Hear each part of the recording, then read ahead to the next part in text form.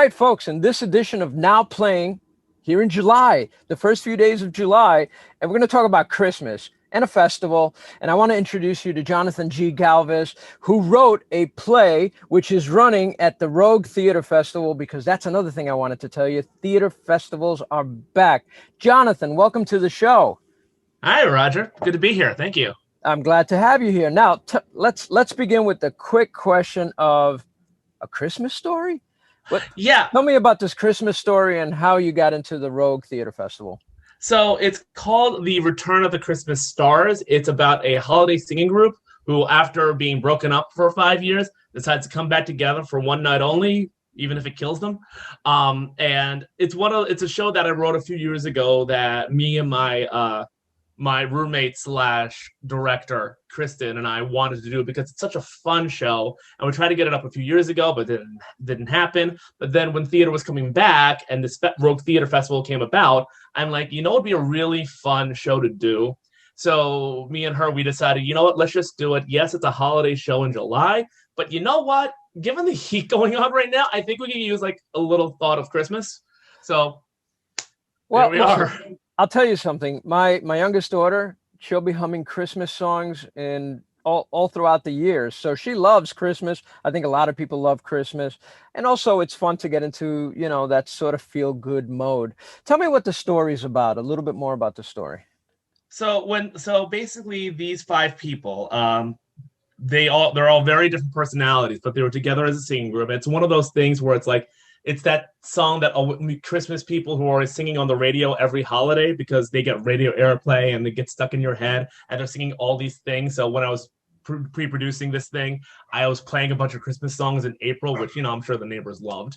So when they come back, they're all have evolved as people, and one has become this massive internet TikTok YouTuber. Some people are all on their own. Some people stayed in the industry. One person just went on Dancing with the Stars. So then they all come back together and they have to deal with the past issues they had, how they feel about, you know, being back on stage with each other, and also past relationships they may or may not have had with each other. Wow. So this sounds like fun. Let me ask you this. Have you done the play before? No, this is the world premiere. One of the reasons we really want to do this is because, again, I wrote the script a while ago, and we were like, this has to go somewhere. Let's just get this up and premiere it somewhere. Maybe if after it premieres, maybe we can get it other places. Now that we know how to make the show work, because you don't know how a show works until you get it up on its feet for the first time. You're right. Yeah, and this is a challenging time to do that sort of thing. Actually, not as challenging as it was maybe 6 months ago. Very exciting in a lot of ways, but it's still going to be a virtual, not a live presentation, which is what the Rogue is becoming quite well known for, especially at this point in our return to live theater. Tell me about that. Why did you pick the Rogue? And tell me what that experience has been like in terms of actually getting on a stage, and then I guess you're videotaping the show, or you're recording it in some fashion. Well, it's so I'm a massive festival veteran. I've done a lot of the New York City festivals. I've done stuff with the Manhattan Rep, New York International Fringe Festival. I've been with 5 times. I've done with Planet Connect. I've worked with Planet Connections, and it seems like a lot of the festivals in New York City have just died out pre-pandemic. Like in the year leading up to the pandemic, like all the festivals seem to be getting smaller and smaller and smaller. Yeah. Rogue, starting out, I believe it was 2019 when the first one was, they started ramping up what festival was again. And right now with the virtual stuff, they're kind of reinventing how a New York City festival is going to work, which is great. So when I saw a festival opportunity, I had to jump on it because I'm a festival veteran. Like, I know how this works. I get in, me and my team, we already know what to do with the lights and the rep plots and whatnot. Nothing surprises us because every festival is kind of like Top Chef, where they're like, here's the recipe, here's what you have, the ingredients you have, and go. Yes. So the reason why we decided to go with this, because it's literally the only festival we saw going up. And because they went virtual, I feel like they're the first ones who were like, yeah, send us your stuff. Let's do this. And that excited us. And we were like, let's just do this. Yeah, theater's opening now, but you're not going to have another festival for a few months. Rogues, I feel like, is going to be the first one out the gate with stuff, which is awesome. It's funny because I said that there's an interview for those who are interested on YouTube on this channel with Allison Homan, who is the founder of this festival. And one of the things that I was really fascinated by was how quickly she adjusted. How quickly she jumped into this virtual mode, which I think is, and I told her, I said, I think that's phenomenal. You're right. The Fringe is now gone, disappeared.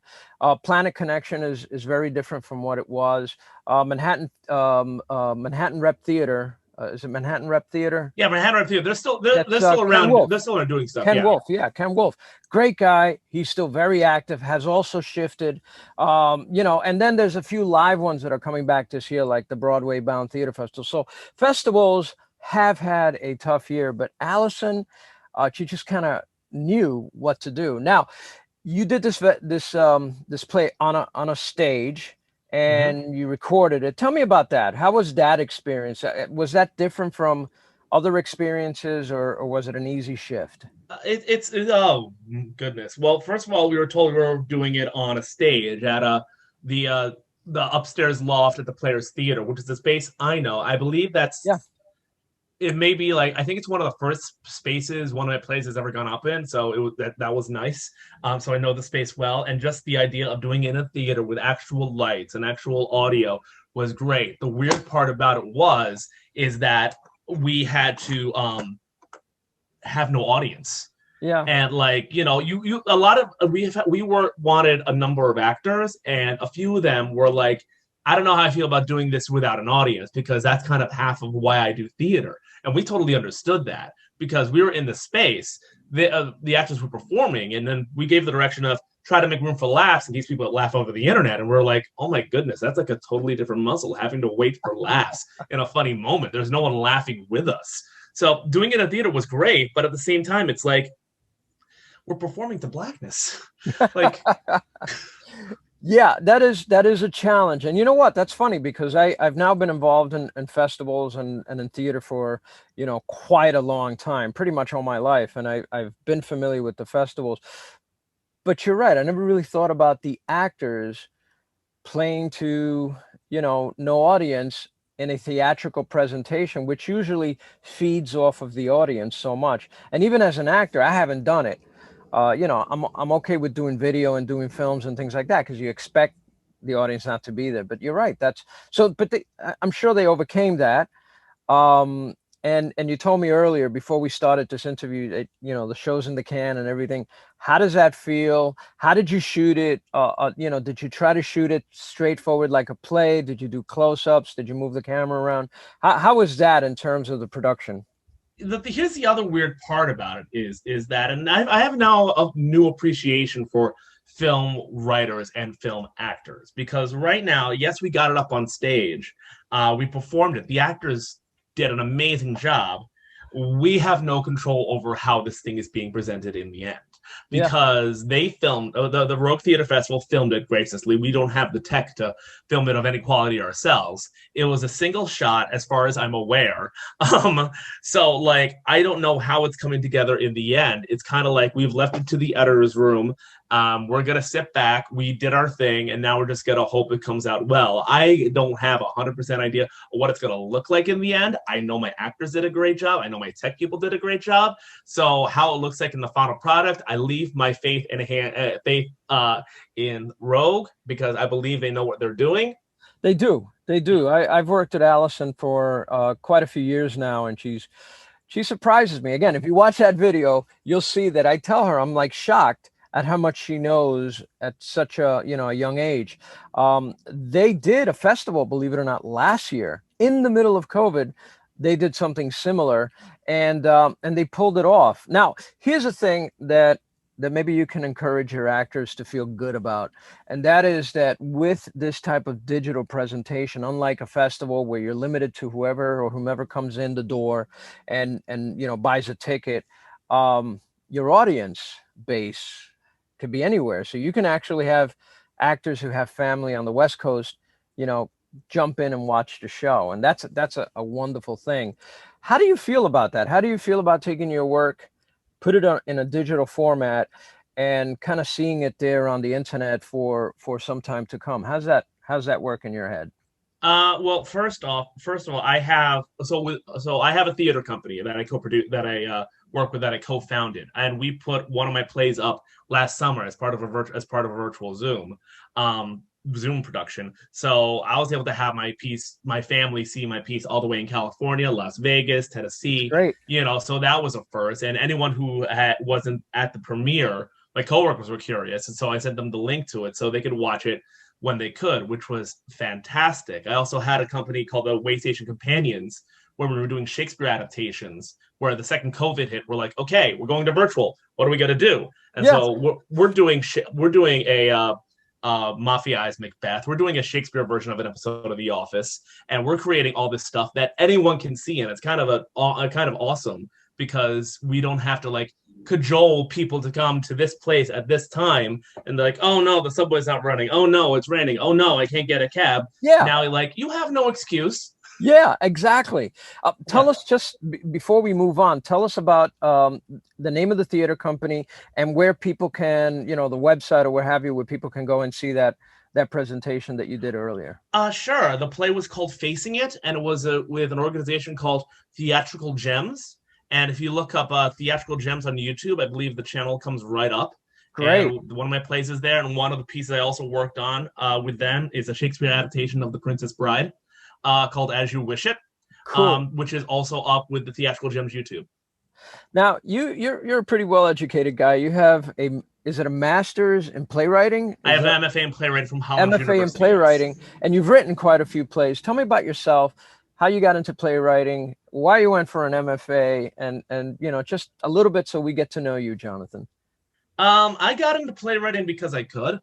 Okay, that's a good answer. Yeah. I just started writing stuff like in like middle school or whatever, like these not legal plays that use pop songs in it, whatnot. And then I got to college and started writing legit plays. I decided to go for my MFA because like I really wanted to advance myself as a writer. By this time, I had started developing a 16 play series called the Bridge series. And so I wanted to learn how to do it better, which I have and which I did. And I'm actually working with my program this summer on a number of other stuff with the festival they have going on this year. And yeah, as a writer, it's just, I don't know, I just love writing. It's how I communicate. It's how I tell stories. Well, there's nothing better than doing what you love to do, right? So Absolutely. in that regard, that's a wonderful thing. And I congratulate you for pursuing your dreams. Where do you see yourself? You've written quite a few plays, what you told me earlier before we had this interview. Tell me about the types of plays, the genre. Do you see yourself open to different genres, or how does a play be born or get born in your mind? So let me do one piece at a time. So like I said before, I have a 16 play series called the Bridge series. I've got about half of them up so far, and this Bridge series is a series of interconnected plays where there are interconnected events. Characters come up multiple times, but each play can be on its own. You can still understand it. If you know more than one, if you know more than one play in the series, it's like you're seeing little Easter eggs from other plays. It's like watching a Marvel movie and like having seen the other Marvel movie. Oh, you know what this part is actually about. Yeah. But I did it first, so Marvel stole from me. Anyway, but in creation of that, like each play is designed to function a little differently.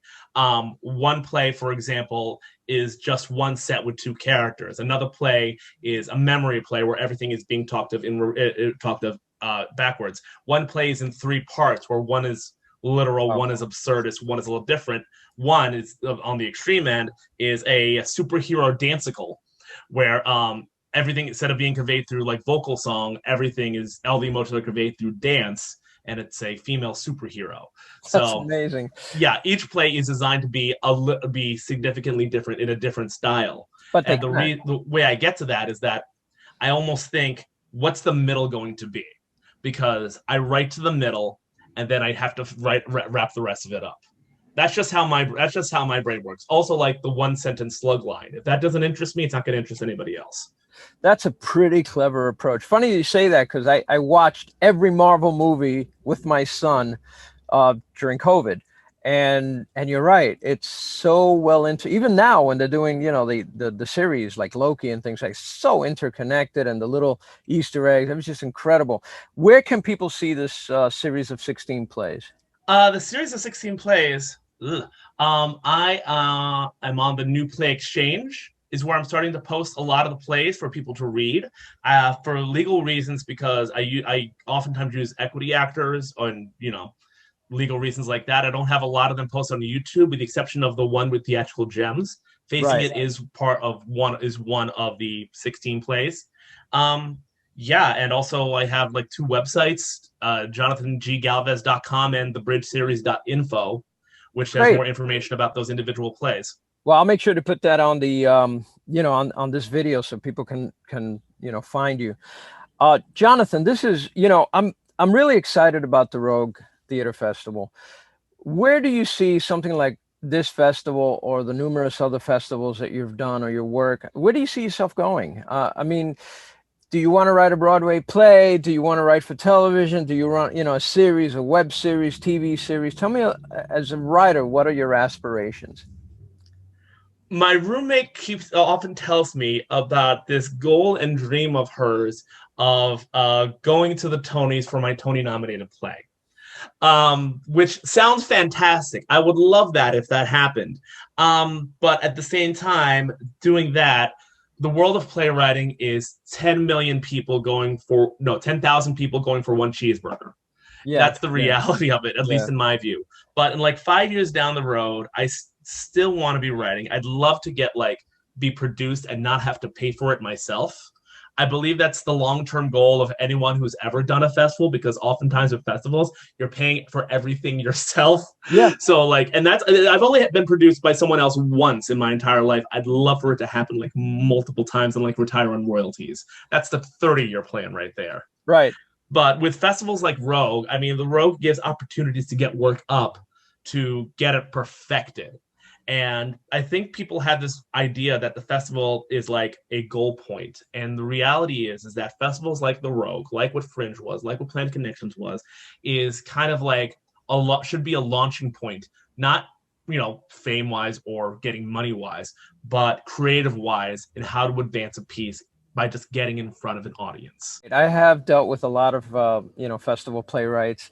They sometimes say things like, I want this play to go to Broadway, or, they're banking on one festival, one play that they wrote, to take them to this incredible place. And it doesn't really work like that. I mean, I can only think of two examples where that actually, three examples where that actually happened, where it was Urinetown, which launched from the Fringe, went to Broadway, Title a Show, which went from Nymph all the way to where it went, and what was it? It's Ben and Matt by Mindy Kaling, which got her attention, which led to her entire career. But those are again, it's $10,000 looking for one cheeseburger. With those, it was 200 plays that particular year. One made it. Yeah, I think everyone likes to be that one out of 10,000. It's good to dream. I think you have to, and you never know. It might not take you to what you anticipate, meaning that Tony, but it might take you somewhere else, maybe in a different direction. Let's talk about your producing for a second. Is it, different hats? Producing is a very different thing, and now even more so after COVID. 2 years ago, most of my clients were, the ones who were self-producing, were renting a space, hiring actors, dealing with equity if they're going to do that, getting a sound person, and so on and so on, booking 2 weeks or 1 week, and then they have one day to set up. They do their play for 2 weeks. They barely make any money, and they move forward. Others take their plays and they want to sell it. They want to do things like that. But from a producer standpoint, what do you see being different now after COVID to before COVID? I mean, you've produced in different festivals, you've worked in this. What do you think are some of the big changes other than the technology or the platform? Well, I've been doing festivals since 2009. So it's 12 years. Holy jeez.